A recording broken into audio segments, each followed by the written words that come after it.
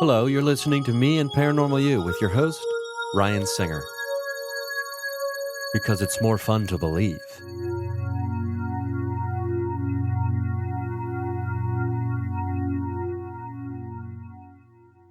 Hey, everybody. Thank you for joining me on another experience of Me and Paranormal You. This is your buddy, Ryan Singer. I'm very excited today because after some scheduling gaffes on my end, a conversation that should have happened in the past is happening now, which is in the future, but which will also be the past to us, but the future to you, but the present also. Okay, what is time? It doesn't matter. I've got Greg and Katch Feketik of the Tri-C Ghost Hunters. I mean, we've got a lot to talk about because, first of all, the Tri-C Ghost Hunters, I'm fascinated by this idea of such a large investigation team, a collaborative, a collective of investigators. And then we got to talk about ParaPsyCon that's coming up in May. And then we also have to talk about the Ohio State Reformatory potentially being, the lead investigators there. If I'm not mistaken, kind of running the show over there to a certain degree, if not to all the degrees. So thank you for joining me on the show today, you two. Well, thank you for having us. Yes, thank you for having us.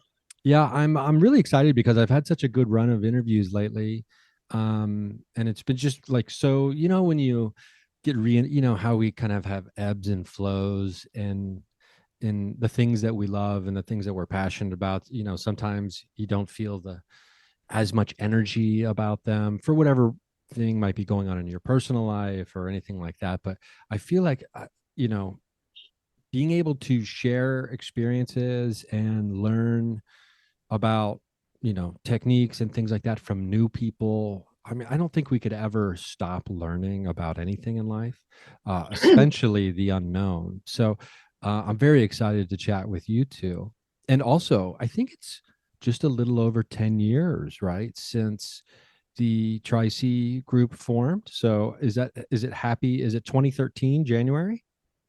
That is correct. That's Yep. one way we formed Tri-C Ghost Hunter. Okay. Did you have a big 10-year celebration for the group? Not yet. We usually have a summer picnic cookout where we have all the team members. Because the one thing, the problem is we're spread throughout the state of Ohio. So we got a team in Cincinnati, we got a team in Columbus, we got a team in Cleveland, hence Tri-C Ghost Hunters. So we try to do fun weekend getaways, have a big event, which is That's really cool. this year that we're doing a chili cook-off. We're changing. Oh. Instead of doing a summer time annual picnic, we're doing a chili cook-off in the fall time. Yeah. So we're changing it up just a little bit for the 10-year anniversary. Oh, that'd be great. That'd be great. And can you explain to me a little bit about the foundation of Tri-C? I mean, because I think when a lot of people who are listening to the show are very familiar with the paranormal, but I think when I travel around the country for my job doing stand-up, every once in a while, depending on what city I'm in, a local team will show up and we'll investigate the comedy club or something like that, or a place after the show's over on like a Friday or Saturday night. But there's never been 40 people. Now, sometimes the group's as large as, 10 plus, or depending on, but like all groups, not everybody can make it every single time. So there's it's modular, people are in, people are out at different times. Can you explain to me the idea behind and how Tri-C started? Greg, I'll let you take that. Well, we actually started, Kathy and I, along with some other former team members, we're on another paranormal. So Kathy and I joined this paranormal team in 5. And then things weren't really going the way that they should have been on. So out of the 9, 7 of us left. And 4 of us decided another team. So we formed Tri-C Ghost Hunters. And we didn't form to prove the existence of ghost spirits. There's a lot of other teams out there that are trying to do that. We formed to help our clients, our people in private residence, private businesses, to feel comfortable in their homes. because a lot of times there's logical explanations for what they're experiencing. We're not out to prove anything. We're out to make them feel comfortable. That's what. Yeah, and when you mentioned 40 people on the team, yes, there are 40 people, but that's split up between Cleveland, Columbus, and Cincinnati. So when we go on investigations, it's not all 40 that are being invited. It's whomever is in that area that we're getting the call from. Okay, We do cool. get a lot of calls from like Cleveland, Columbus, and Cincinnati areas. Depending on whose it is, we have leads in each city. So we'll forward the information to them and then I'll take it. Oh, that's cool. Yeah, I grew up in Dayton, Ohio area, Okay. so very familiar with the. I'm out on the West Coast now, but I'm always back in Dayton, seeing family, or for the holidays, especially and during the summer usually. But there's so much happening, and I think everybody thinks this depending on where they grew up. But I am definitely biased. There seems to be so much happening in Ohio. I would agree with that. Well, there is too. I was doing a project where I've written a couple books, and I was in the process of writing a third book.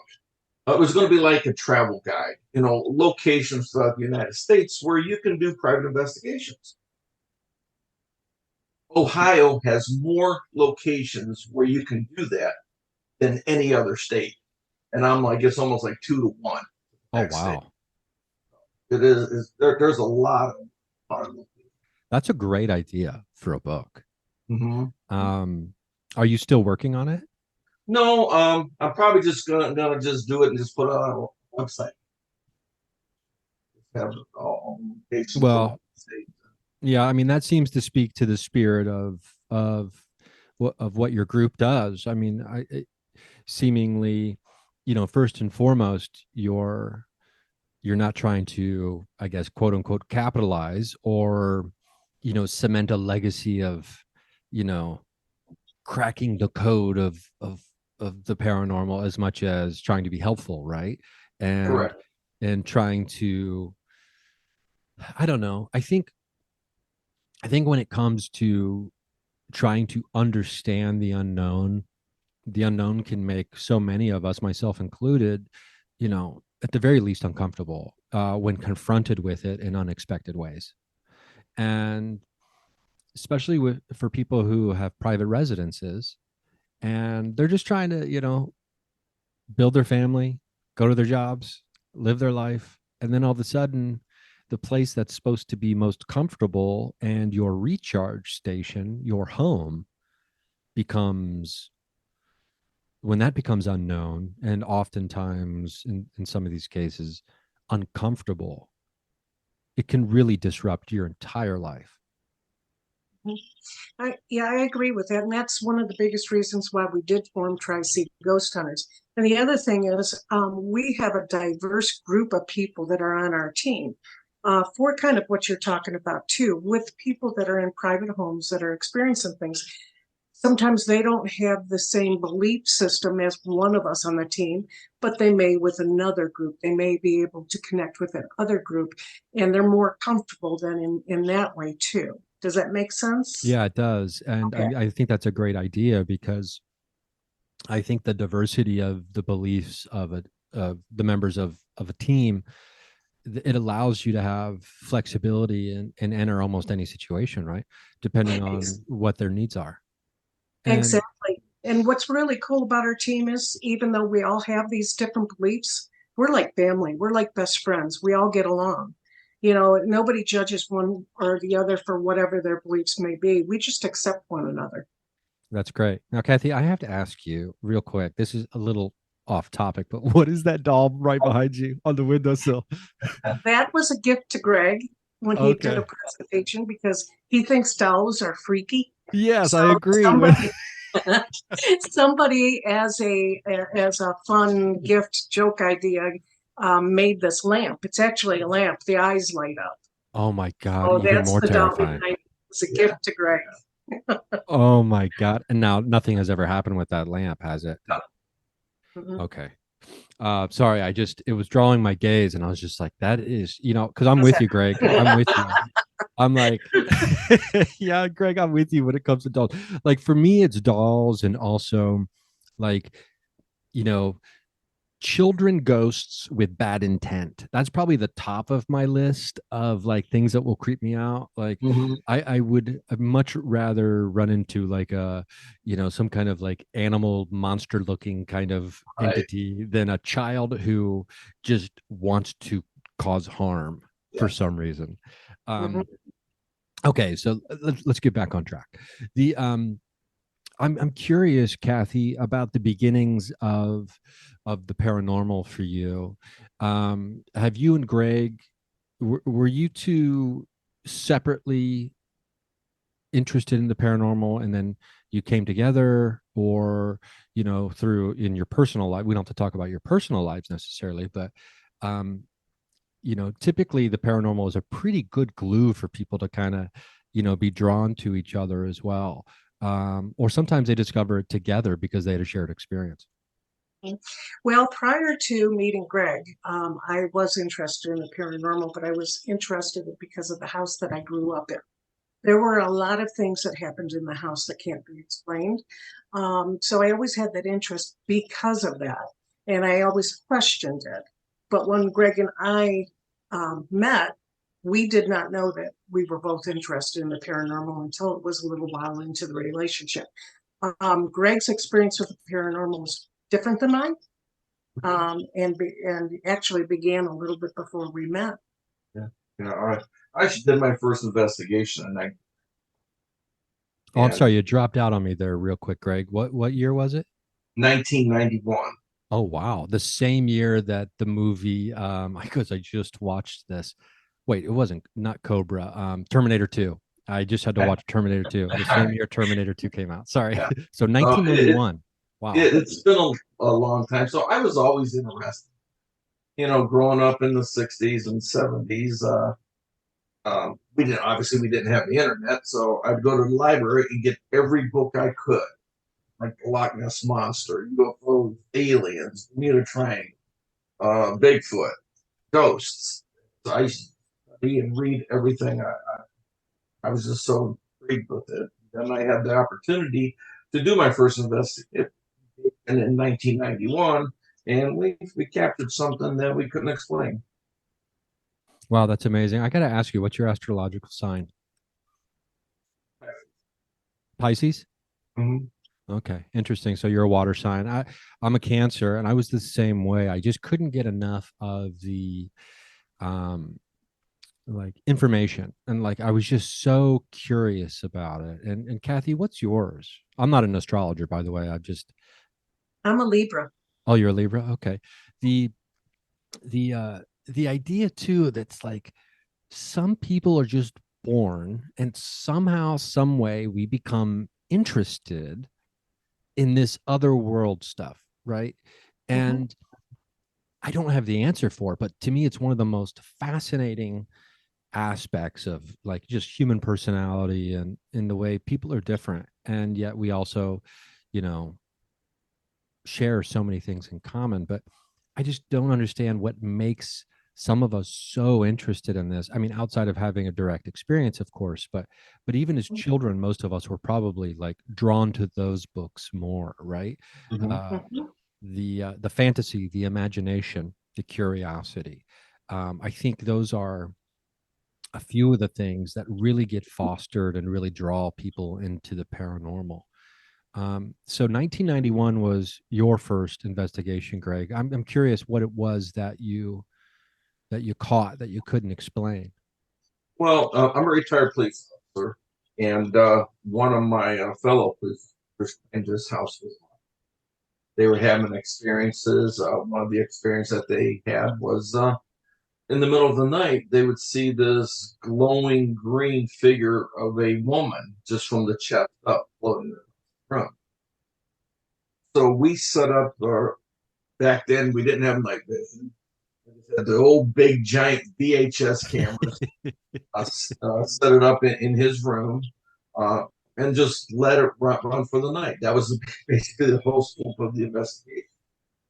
we actually captured this bright green glowing thing in the room. It like lit up the whole room and then dissipated. But the strange thing is, I brought it home to show my wife at the time. I'm like, you guys got to check this. Crazy. Put it in the VCR. There was no that videotape. Brought it back to his house, played it on his VCR. Green light was there. So to make a long story short, it would only play at his house and not anywhere else. I even brought my VCR over to his house and it played. Only way that we could get it to play anywhere else is I actually had to set up the video camera and videotape it on his TV. So I've got the original tape that there's no green light, and then I got the copy of this TV that shows. That's wild that it's location. And, I have no explanation for that. If I heard that story, I'd be like, you are freaking crazy. That there's no way that anything like that could happen. But I've got both tapes. That's really interesting. I'm not sure I've heard anything like that, where the phenomena will only reveal itself if you're at the location. It was mind-blowing. I couldn't figure it out. It just didn't make any sense. Well, now did this this green glowing figure, did it ever like cause disturbances, or was it just a thing that was there and was oh, what is this? And yeah, it was basically, I mean, besides that they would see a shadow figure standing at their kitchen. They would hear like silverware being moved around. They would hear voices. Their pet dog wouldn't even come into their bed. But they didn't feel threatened or anything. They were just a little bit nervous nervous as to what was going on. Yeah, I mean, I get it. I mean, I think we've all been in a situation where we've either stayed at a friend's house for a couple days or had a friend stay at our house for a couple days. The energy of the entire house changes. Mm-hmm. Mm-hmm. And so when you have a quote unquote uninvited guest, or a guest you didn't realize was actually staying where you live, and it goes back to that thing we were talking about the home being the place where we recharge everything for our lives. Mm-hmm. It is, even if it's not a malevolent entity, it still disrupts and disturbs. Mm-hmm. And yeah, it was that the way it was in the house you grew up in, Kathy, or was there, there didn't seem to be any darkness to the thing, was it? There was no darkness to it. It was just, there were things that would happen. But my mom would always say, oh, it's your imagination. As a kid growing up, oh, it's your imagination.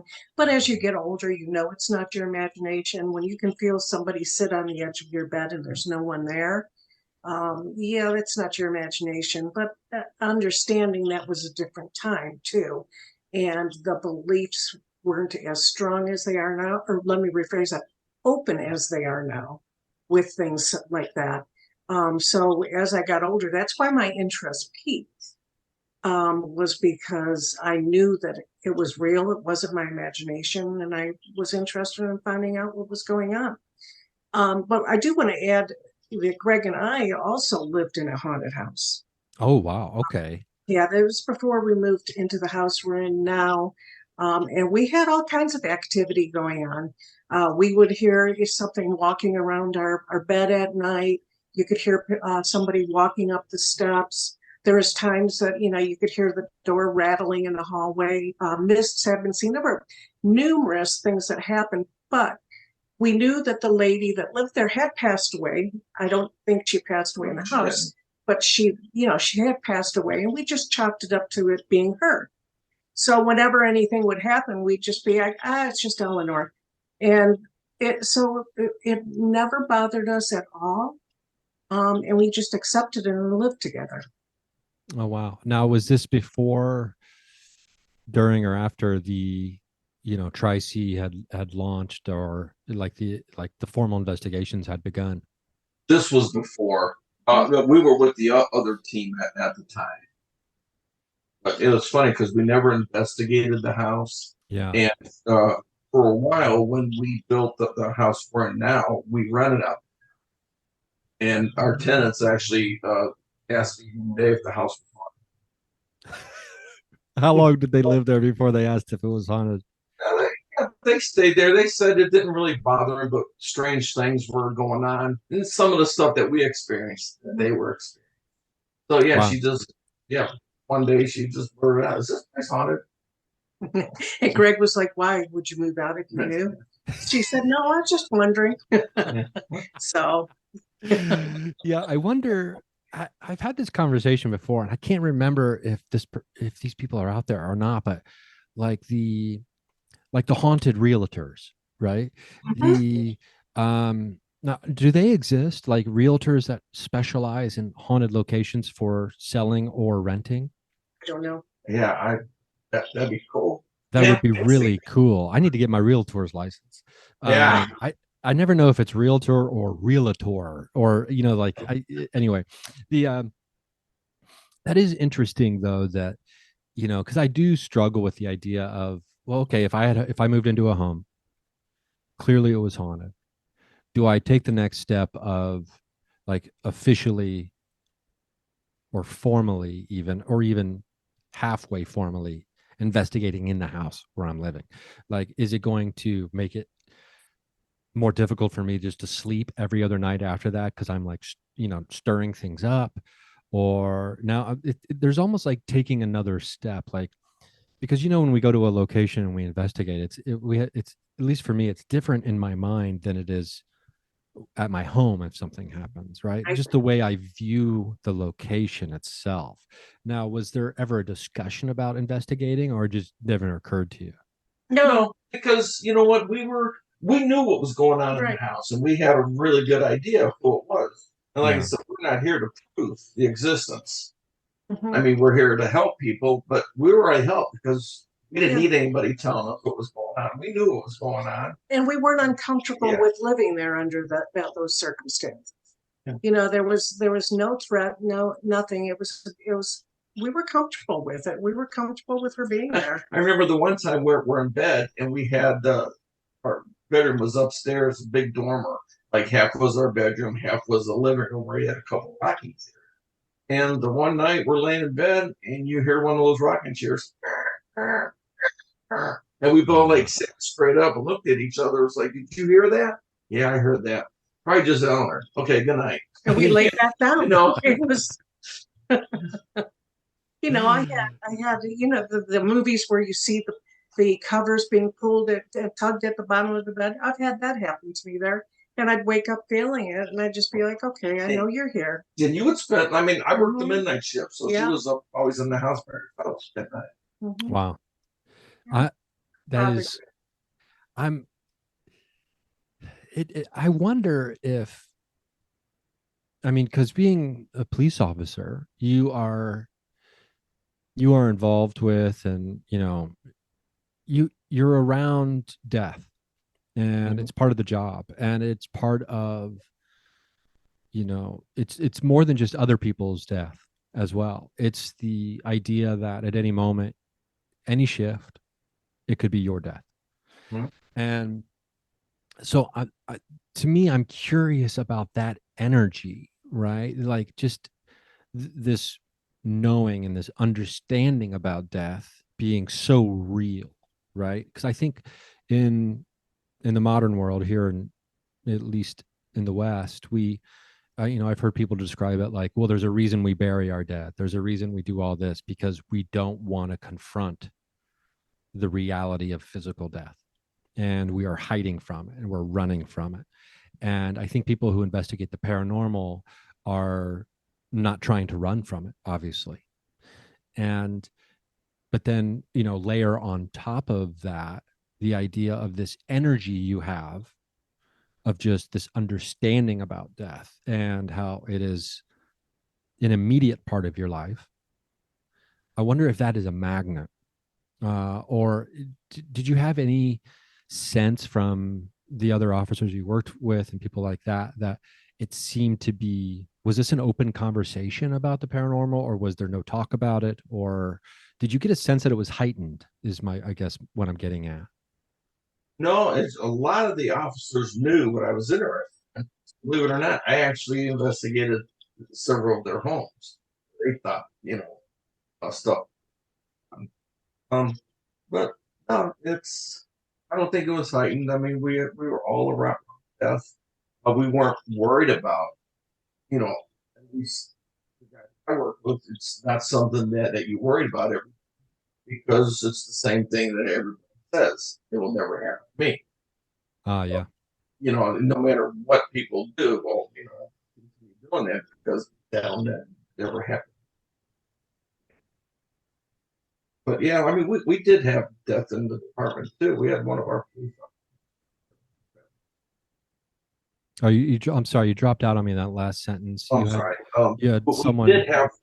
we did have one of our fellow police officers killed on a traffic. So that was really, really tragic, and it's an eye opener. Then you realize life is really fragile. It could happen to it. All the guys, being police officers, people would say, well, didn't they kid you and, tease you about what you're into? No, they all thought it was cool. And they really enjoyed talking about They supported it. it. Mm-hmm. That's cool. The a friend of mine, Greg Feynman is his name. He runs an investigation out in Colorado about cattle mutilations. Anyway, he's a former officer, and I'm always fascinated by his detailed reporting and note taking of his investigations, and the way that translated over into his post police life, into the paranormal. And it's just like, I'm like, wow, man, this is very, very detailed. I'm curious about, let's actually take a quick break here, and then I want to get into a little bit about the I think I probably want to go Ohio State Reformatory when we get back from this commercial, but maybe we'll talk about ParaPsyCon, because that looks like it's a really cool event that's happening. It's been going on for a little while, if I'm not mistaken. But just as a reminder to the people listening, if you want to hear these episodes without advertisements, you don't want these annoying interruptions, you can go to patreon.com/Ryan Singer, and $3 a month. You can get ad-free experiences. So that's patreon.com/Ryan Singer. No commercials, baby. And we're back. I am back with Greg and Kathy of Tri-C. What is it? Tri-C Ghost? What's the official name? Tri-C Ghost Hunters. Yeah, Tri-C Ghost Hunters. Sorry, I spaced out there for a second. And I want to talk about ParaPsyCon. I decided. ParaPsyCon is Paranormal Investigators and Psychics convention, if I'm not mistaken, right? And what year is this coming up? Is it May 12th? 19th to the 21st. Oh, sorry, May 19th to the 20th. So this is Paranormal and Psychic Convention. This is a really cool event. It's at the Ohio State Reformatory, right? And you got a bunch of people. My buddy Dave Schrader is going to be there. I love Dave Schrader. We do too. Yeah, he's great. You can go to parapsycon.com and you can get all the information, and you can see there's a sweepstakes, you can get ticket info, you can see who's going to be there speaking, all kinds of stuff. Now, was this, or what year is this in? Well, at the Reformatory, we did our first one in 2000. But prior to that, we had another event that we did at another location. We actually we ran an abandoned haunted hospital up in Lorain, Ohio, which is just outside of Cleveland. And we would do paranormal events out of there, ghost hunts, public hunts. And we did a psychic impairment there for 2 years. But then we closed down the building because it was just getting. Or it was getting too what? I'm sorry, I couldn't hear. Yeah, it has inside of the building because it was closed for like years. And the electric was turned off. There was no water. The building was dying. Gotcha. but we wanted to continue the event. And since we've been working at the Ohio State Reformatory, I went to them. I'm like, hey, can we move our event down here? And sure. So we've been doing it there since 2000. But because of COVID year, this will actually be ParaPsyCon number 4. Okay, so this is number 4. Now, this is not a small task. Mm-mm.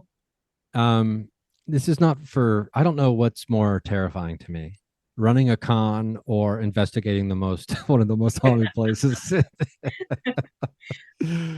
Well, Greg and I are both very fortunate in the fact that we both have event planning experience. I've been an event planner for 25 years. So I understand the big event planning details and everything. And then Greg also had event planning experiences from when he was at the police department, because he would plan the events there, such as the open house. And with Greg's great detail, as you were talking about the reports and everything, the detail that goes into those, with Greg's great detail, he does a fantastic job at tracking everything. We both kind of bring our own skills to this. We come together and we have a great team that helps us execute it. So, and fantastic location. Yeah. And how long have you been, I guess, leading? Are you the house team, the house investigators at, or you lead the ghost hunts? Well, I became the lead paranormal investigator there in 2018, where I run all the private investigations there. Our team, Tri-C Ghost Hunters, became the resident paranormal team in 2019. And then I just became the paranormal program manager of November last year. However, I had been volunteering since 2013. Oh, wow. So I had been there for quite a while, and when the position opened up, I was actually retiring. I wasn't planning on working, and the position opened up, and I was like, I can't pass this up. So this is my retirement job. Absolutely love it. Greg and I, we work very hard on the paranormal program out there. We don't run the whole building because there's a lot to the Ohio State Reformatory beyond the paranormal as well. You know, it is a museum. There's a lot of things to see there. So we do have a board on with Ohio State Reformatory. We have executive director and everybody else that flows below the executive director. We just are one department, which is the paranormal program. That's cool. So I mean, you were volunteering there for 6 years, and then it's funny to me. It almost rings like, like the that old trope of like the guy who's just gonna date the gal forever, and then the gal's like, okay, well, I'm gonna go, I'm leaving now, and then the guy's like, no, let me put a ring on it, Right. like they're like, no, please don't leave, we need you here, we need you in official capacity. When it comes to obviously the Ohio State Reformatory is different than the mission statement of Tri-C. As far as, this isn't a private residence where you're going and, helping people who are having a paranormal situation at their house. How often, and I guess I'm curious about like the longest, because I don't know if it's naive to think, but it might be naive to think that if someone's having a paranormal problem at their house, even the most adept team can show up, and it doesn't necessarily going to mean it's going to be solved in one night or one day. I'm curious, one of the most, has there been like a truly in-depth, or I guess more complicated is the way to say it, experience? You don't have to give away personal details of the people you helped, but I'm curious about maybe the most, I don't want to say nagging, but like, do you know what I mean? Like the longest time it took to, a really difficult situation that was happening at someone's house, that took a lot of work and a lot of focus. I mean, like repeat visits and so forth. Yeah, exactly. That would have been that would have been the perfect way for me to ask that question. So Yeah. thank you. Now there's been times where we've had phone calls afterwards, and things may come up, and we may send somebody out to do some type of blessing on them, depending on what the person believes in. There may be times that has happened, but we've never had to spend a whole lot of time on one location. Now, this kind of goes back to a little bit of what Greg was saying at the very beginning. He was saying a lot of times it's not paranormal. Sometimes the things are not paranormal that are going into the houses, but there's a lot of television and everything on it, so it leads people to believe that there's things going on. The majority of the time we come in and we find out that there are logical explanations, and that they just need to do some correction to what's happening, and they take care of that, and it remedies it. Now, there are the times that we do go into a location and it is haunted, and we just tell them the steps to take after we leave in order to help them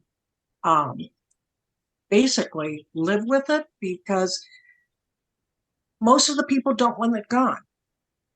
Most of them just want it to stop. They're like, oh no, I don't want you to push it out. If it doesn't want to go, I don't want to do that. They want confirmation that they're not crazy. They want confirmation that they're not crazy, and they want it to be quiet. And the majority of the time, you can get them to be quiet. Yeah, well, that's interesting too. Yeah, and I love the idea that, and it goes back to the mission statement. You're not trying to prove the existence of the paranormal. You're just trying to help people. And when you don't have, the need for the confirmation or the proof necessarily at the heart of things, you don't need it. It allows you to honestly diagnose whatever's happening, because the continued existence of what you do isn't reliant upon the paranormal actually being there. And so when you don't have to be like, okay, well, if this isn't paranormal, we're going to be out of business, so to speak, or we need this for the next episode, kind of thing, right? It is,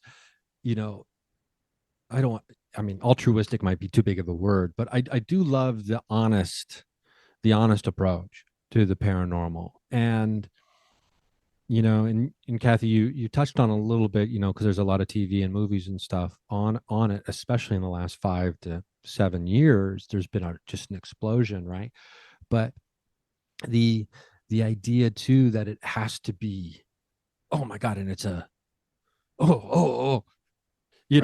and there is, it's not always bang pop is what I call it, like something happening every 5 seconds, and like an honest real thing that someone could experience in their houses. Maybe they go weeks without anything, and then all of a sudden there's a day or two where 3 things happen, and those 3 things spread over 72 hours might not seem like a lot to someone, but when you're living there, it is.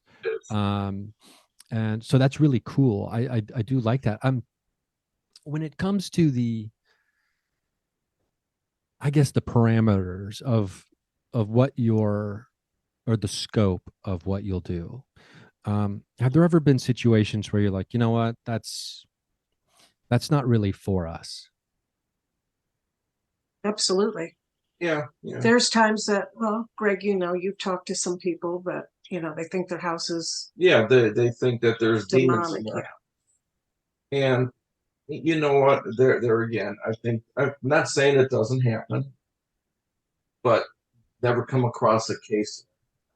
And most of those times, it's people, they do watch a lot of movies, and we'll go in there, and it'll be like, you get rid of that clock radio next to your bed, that'll take care of all your problems. Fix that gas leak in the basement, that'll take care of you. Like that. We've had cases like this where they've claimed that their house is extremely, and we go into a bedroom and we're like, whoa, you can just feel the energy and the EMF in this room. And then we'll check the clock radio, and that's throwing off 150 milligrams right by their bed. That's why you feel paranoid and you think there's something in the room with you. But we've also contacted the gas company for our clients before when we're in there, because we knew that there was a leak. we'll sit there and wait with them and make sure that they're taken care of properly. So yeah, we do call up for other individuals. If it's a logical reason and we know what it is and it's a hazard, then yes, we will help them with that. But there's also the times that if somebody contacts us and they're sure that it's a demonic presence and they're talking about all this crazy stuff, we're not equipped for that. That's not in our area of expertise. One, we don't want to put our team members in a position like that if it truly is a demonic thing, and so we refer them to clergy, or we know a couple of people that say they're demonologists. We'll refer them to them, but we won't go into those locations because personally we are not equipped for that. And of course, we don't charge anything, and all of our team members are all volunteer. They're paying for their gas and anything else, that their equipment. And it's not like you a plumber or an electrician where you call them and you're going to pay them and they're going to come out. No, I mean, we do this as a courtesy to people to help them. Sometimes with the people that claim that there's demons in the house, they've actually threatened us, to threaten me. It's like, you better get here. And it's like, oh, That's you don't want to make things worse if it's really going on. Yeah, but there's a lot of people that claim that is. You really think it's demonic contact urgent? yeah, that is, and the idea to take it that extra step of threatening. It's like, well, okay, well, maybe there is a demon inside. Maybe it's getting inside of you to be behaving in such a way, to be threatening me. That doesn't seem like a very. Doesn't seem. It's not like you're the cable company and be like, you need to get over here right now because I need to talk to your manager. Right, exactly. I mean, this is free of charge. We don't. I mean, we do this as to help people. Now we do understand there are times that there's, the evil spirit that, hey, he was evil in life, he's evil in death, and we can usually work under those circumstances. But when there's claims of demons, it's not a nurse. Yeah, I'm not interested in that either. And I know there are people out there who love that, I suppose, is a way to say it. And I'm just, well, you go ahead and keep on loving that because I'm not interested. But because I'm not equipped to be dealing with that. And I got a friend who's a demonologist, and quite frankly, I don't have the time nor the energy probably to become equipped in such a way. I got too much other stuff that I'm trying to do with the living. Exactly. I got too many. I got to go get a milkshake. I don't have time to read some forbidden text right now. But what can people expect at ParaPsyCon if they're thinking? And it's in, so it's in Ohio. I mean, which is in the heart of it all, as we like to say. So a very easy trip. It's always easy to get to Ohio, pretty much from wherever you are. Even out here on the West Coast, I can take a direct flight into Cincinnati from Los Angeles. So if somebody's interested in coming out to ParaPsyCon, what can they be expecting? They can expect a great time. Yeah. But what they can expect, we don't charge admission into the ParaPsyCon. Right. Our events have always been free, but since we have it inside the Ohio State Reformatory, you do have to pay their daily admission to get in.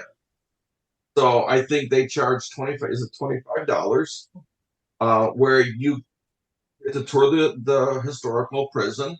You can do a self-guided tour, and then you can come to our event, which is right now we have about 96 vendor tables.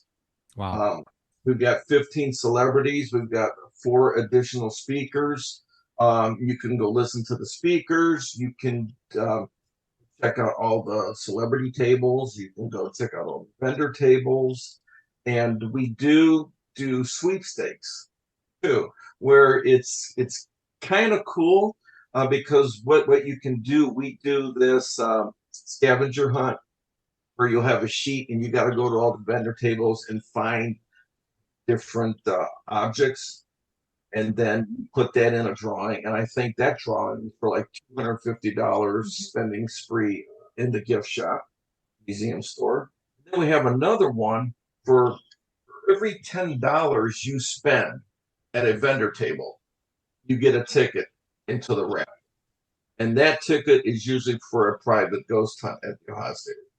Oh, that's cool. Yeah. Which is no small prize, by the way. Right, right. So it's like, you know what? Go spend money at the vendors. And then, you know what? You may have a chance to win a private investigate. Yeah, So, and our vendors are a wide variety of different type of people. We do have our paranormal investigators there, of course, and our celebrities, but we also have vendors that sell crystals. Oh, well, here's one. She's an astrology reader. You were talking about astrology. She's going to be there. We have psychics. We have Reiki masters. We have people that sell salt lamps. We have books, all kinds of authors. I mean, it's just a wide variety of all kinds of things that relate to metaphysical, paranormal, psychics. It's pretty cool. People love it. And we also do a food drive for the local food bank and a pet and food supply for the Humane Society and the Animal Ward. And also want to say too that even when we did the event at our hospital location, back then we used to donate all our profits to local charities. Kathy and I are the organizers of the event. Tri-C Ghost Hunters runs it. Any net profit goes back into the Ohio State Reformatory. So that's another thing about Tri-C Ghost Hunters. Give, give, give, give. We make no money off of it. And we have 3 other locations too that we do private investigations where all that money goes back into those locations. So that's Tri-C Ghost Hunters about giving back. One thing I want to promote a little bit too with ParaPsyCon, we also have what's called a meet and greet, which is that Friday night. We have limited tickets available because they've been on sale. So we have a few tickets available. It's for the meet and greet. It's on its own. It's not at the Ohio State Reformatory. It's where people can buy tickets and they go and they can rub elbows with all of the celebrities in a nice atmosphere with appetizers and, a catch bar. But it's their opportunity to meet one-on-one with these celebrities in a very casual atmosphere. That's great. Yeah, that's really cool. And I think, we should tell people going that if not a lot of people know this, but if you rub Dave Schrader's head, he's like a genie bottle. He doesn't want people to know that, but and you just can't ask him before you do it. That's the trick to actually getting one of your wishes granted. But he'll kill me if he heard me say that. Well, that funny. Sounds really cool. I'm curious, what are the other locations that you run investigations? Yeah, we have one outside of Canton, Ohio. It's called the Wandham House Museum.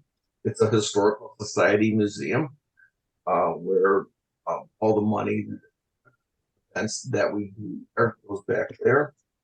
We have a historic elementary school. It's in Grafton, Ohio. All the money goes back to them. And then our newest location is down in Ohio, which is Columbus team runs the old Delaware County Historical Jail. Oh, okay, so the old jail down there. Yes, they do that, and all the money goes back to the patients.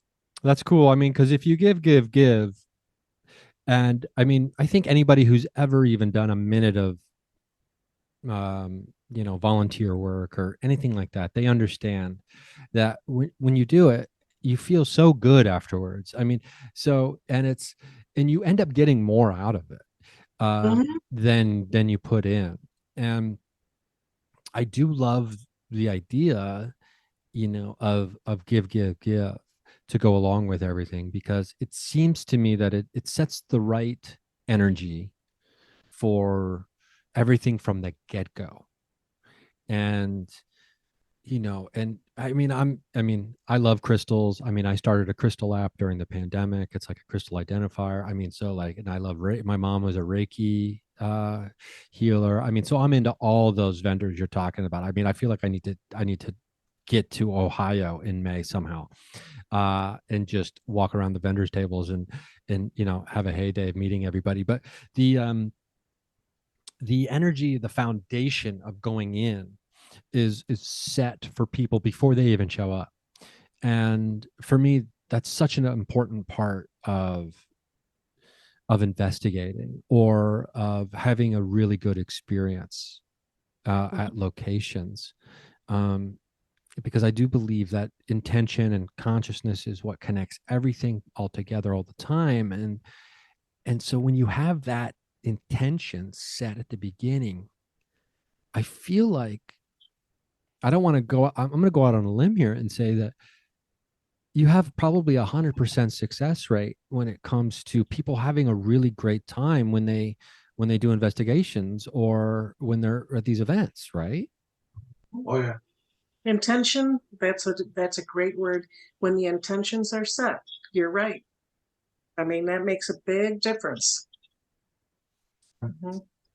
Yeah, it's what this is all about. I mean, like, what are we even doing here, right? I mean, it's like, what are we here for if we're not here to share experience together? And then, and on certain occasions, obviously, I don't do house calls. But I mean, Tricey's doing house calls, you're helping people. When people are investigating, and I've got a bunch of friends. I've never been to the Ohio State Reformatory. I've got you know, I'm friends with a bunch of different groups, but what comes to mind is the POV paranormal team that runs out of Poasttown Elementary School.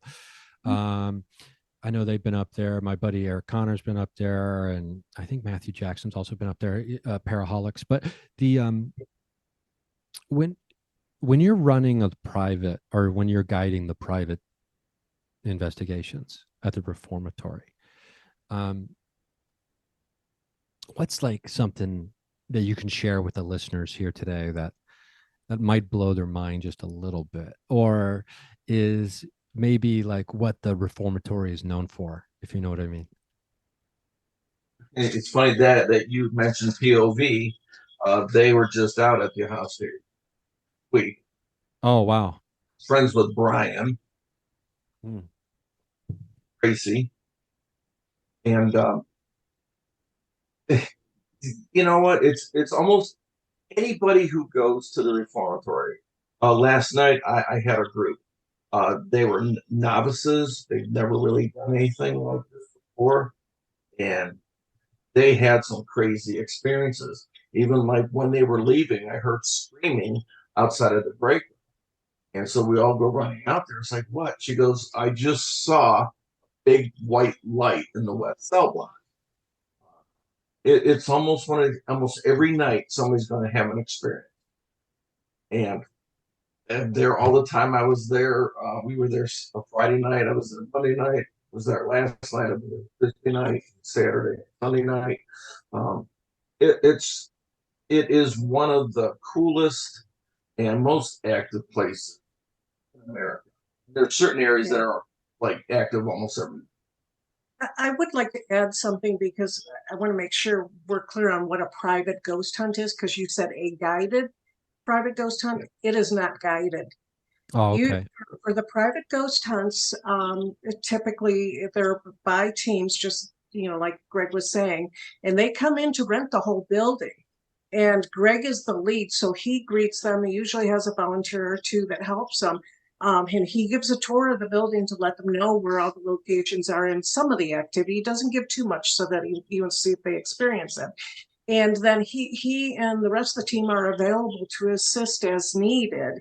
But it's not guided. Yeah, they have the raw. It's not like you're being controlled when you're there.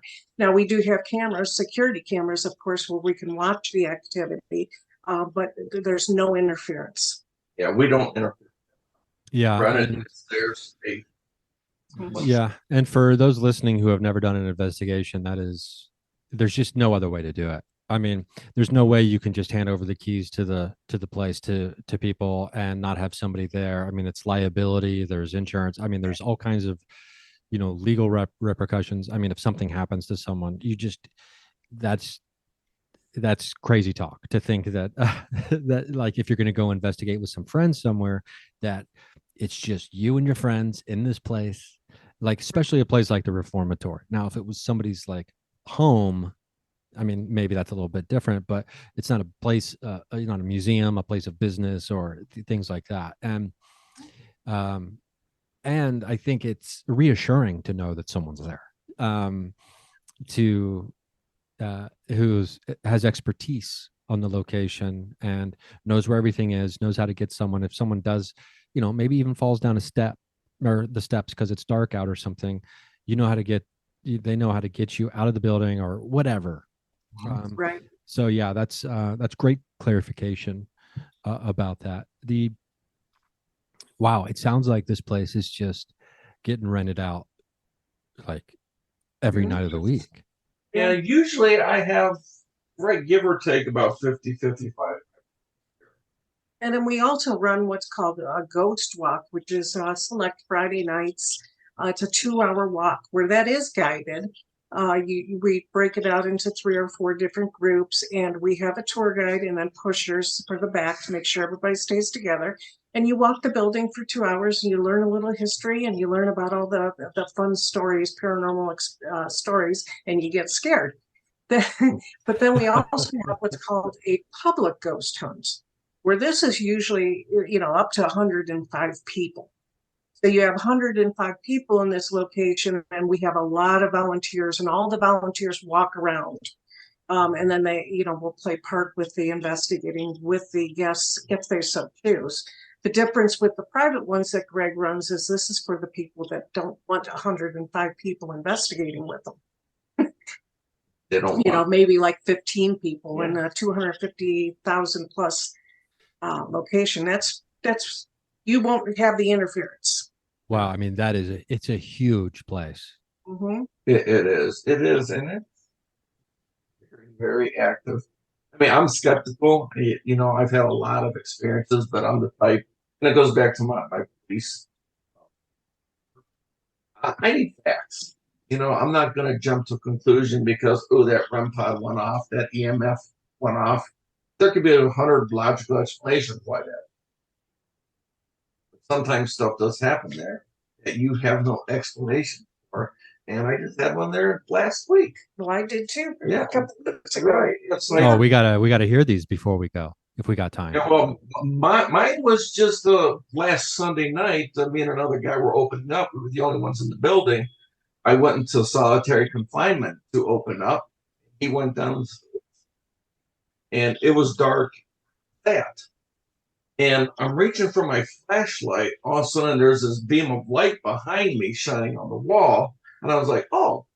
He came over to David help, and his name's Greg too. So I'm like, "Greg." Answer, I'm like, Greg. I thought he was right behind me. So I go back out into the prison area. I'm like, Greg. And he's like, yeah. And he comes walking from the West Cell block. I'm like, were you just in solitary? He's like, no, but I heard you talking to somebody. I'm like, dude, somebody was in there with a flashlight standing behind me. So you get stuff that happens like that. Wow. There's no logical explanation. And you Mm-hmm. Yeah, I was up on the 3rd floor admin area, and I was taking a phone call that I got. It was actually my son, and my grandson was in the car too because they wanted to talk to me about what happened with my grandson that night.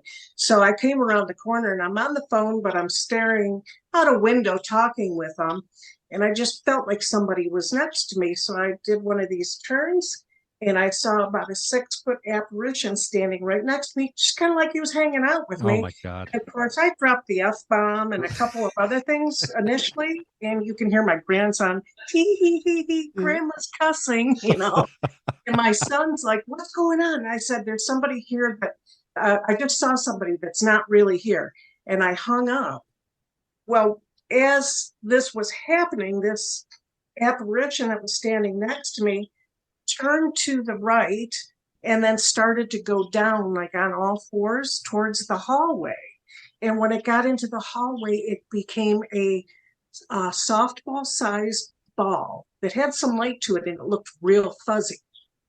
So that it was like rolling around in that area. And then the logical part of me is like, oh, somebody's playing a game on me. They threw a ball down here, forgetting that I just saw an apparition. Yeah. So I was like, I walked up to it and I'm looking at it, and it started moving down the hallway. And I'm like, that's not a ball. And it got halfway down the hallway, and I flipped on my flashlight. And as soon as I flipped my flashlight on it, it disappeared. Now, the real cool thing about this is we thought we had it because there's a security camera right there. So we ran downstairs to check the security cameras. That camera did not record anything. And they always record. That did not record anything. But you check the camera that's down at the other end of the hallway, you could see my flashlight and everything to confirm that I was actually doing that. But and the other one where you come running back, I was at a tour group. You come running back, that camera captured running back into the room, but that one did not record anything. It's one of my favorite and most frustrating things about the paranormal is technological failure is built in to the phenomena, and skeptics hate it. But people, even with the lightest sprinkling of paranormal investigation experience, understand that it's just part of the life, and we have to accept this trickster element of it. And it's those are really cool stories. Wow. So, and just as a reminder, people can go to ParaPsyCon.com and you can see all the information for ParaPsyCon, which is May 2021 of this year. So coming up pretty soon. And I think this episode I'm probably going to put this out within a day or two of us chatting. So you've got about a couple months. And if you want those VIP tickets, you better get them now. And please do not touch Dave Schrader's head if he's going to be at the VIP experience. Please don't do that. He will murder me next time. He'll be there. Cool. And is there anything else you want to leave people with before we wrap this up for today? Yeah, I just wanted to let people know that if they want to book our other locations, all they would have to do is go to Piracy Ghost Hunters website, tcghohio.org. And we've got there'll be a tab in there that'll say our other locations. Okay, great. It'll give them all the information. And also they can go to the Ohio State Reformatory website, book date, have it on, and that is MRPS. Okay, cool. And as I'm looking at the Reformatory website now, and there's even a paranormal tab there, right? That you can click on, and that's where you can dig into Kathy's domain, brought out of retirement to handle. Well, this has been fun. This has been great, and I hope to someday in the future when I'm in Ohio, be able to come and actually meet the two of you in person. That'd be a lot of fun. And that would be nice. Just let us know when you're going to be on. For sure. And I will definitely be in contact with you about that. And thanks for the fun chat. This has been great. And for everybody listening, I know you enjoyed it. Just go to parapsycon.com if you're within 1,000 miles of Ohio. You go to the website and you just see the Ghostbuster mobiles. You're going to have a good time. This is one of the most legendary places in the world of the paranormal. And it's just a can't lose proposition. So thanks again for being here, and look forward to chatting again sometime in the future. Thank you for having us. Thank you very much.